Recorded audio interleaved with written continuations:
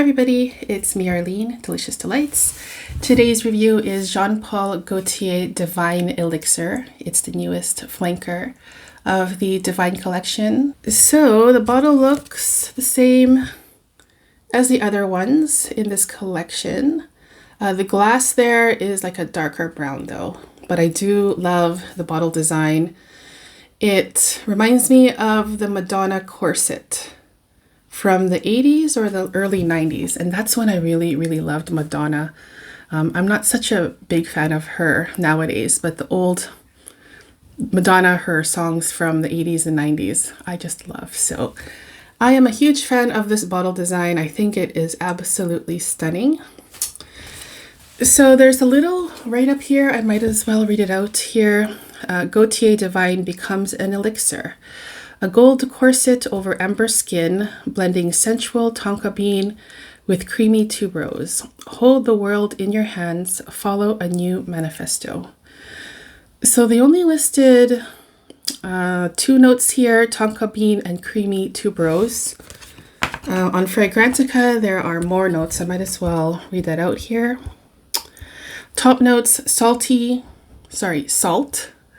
notes, and lemon peel. Middle notes are tuberose, ylang-ylang, and jasmine sambac. Base notes are tonka bean, meringue, vanilla, and patchouli. I have 2 samples of it here, and honestly, you guys, this is a very strong scent.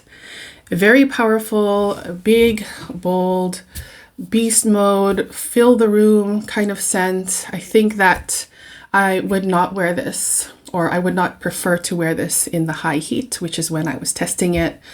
It is a big scent that lasts and lasts and lasts. So I'm thinking that maybe some companies have been paying attention to some concerns that people have about perfumes not lasting and not performing and not having a big scent bubble or any kind of sillage. They really toned this perfume up a lot, and it is just a big, intense beast mode scent. Maybe it can be overwhelming, maybe suffocating for some. For me personally, when I was testing it, I was finding that my nose started running. But I do have allergies, so maybe I'm having a reaction to the scent or something else. But yeah, that is something I should say and maybe warn you about, that this is not a quiet skin scent. At least for me, with my experience, no, it is a big scent. So I'll just spray it here on a test strip so I can sniff along while I talk about it.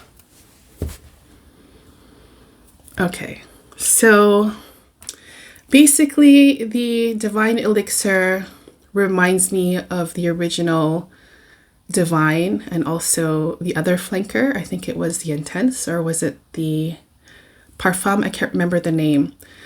But think of those 2 versions of Divine and turn everything up. So this is more salty, more aquatic, more sweet, more floral. It performs better. It's a big scent. That's the imagery that I get in my mind. I'm thinking of this gigantic bouquet of mixed flowers, the tuberose, the jasmine, the ylang-ylang. Very creamy, tropical flowers, and then just drenching it with some vanilla syrup, adding some salt to it, and then after that adding even more salt to it. And you're carrying this big bouquet of flowers and you're walking down the shore at the beach, and then you have the breeze coming in, giving in some nice salty sea breeze aquatic scent. And all of those scents kind of just mixing together. That's basically what I get with Divine Elixir. I also get some musk in here as well, especially as it dries down. And it's not listed in the notes, but I also smell some coconut in here. It definitely, for me, has a tropical vibe here. And the coconut is also very thick and dense and creamy too. So let's just put some of that coconut milk, and coconut shavings, along with even more vanilla, and put it on top of this bouquet, and then just to take a big whiff of that. So as this one dries down though, it does tone down a little bit, even though it's still a very strong scent. Things kind of settle and calm down, gets a little bit powdery. And what I smell the most is a salty vanilla scent. Salty vanilla, musky, slightly powdery, floral, creamy floral scent.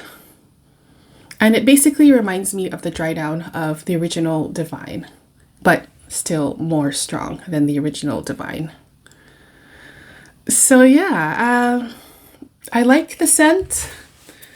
I like the original Divine as well, but not enough to get a bottle of it. And the reason is because this scent, along with the other versions of Divine, reminds me of another Jean Paul Gaultier scent that I already own.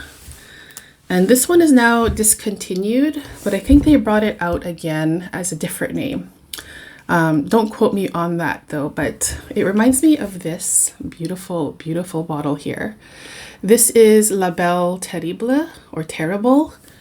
And this is also a salty, aquatic, marine, sweet, vanilla, floral scent too.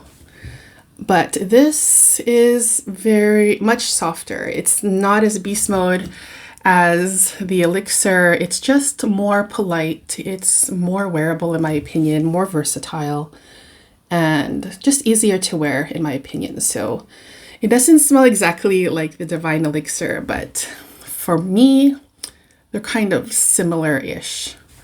And the bottle with this one is also beautiful. So they also came out with a similar color bottle. Was it last year or the year before? And that one was the Paradise Garden, La Belle Paradise Garden.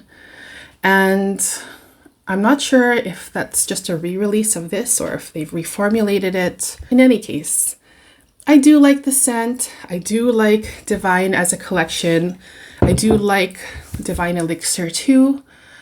But it is just in the same family as this one. So for me, I don't need it in my collection right now. But basically, if you are in the market for a stronger version of Divine and you don't mind wearing scents that will fill the room and will last a very long time, then this is definitely one to give a try. So yeah, that was my review of Divine Elixir from Jean Paul Gaultier. I would love to hear your thoughts on this scent if you've already tried it. And thank you so much for tuning in, and I'll see you very soon in the next one. Take care. Bye-bye.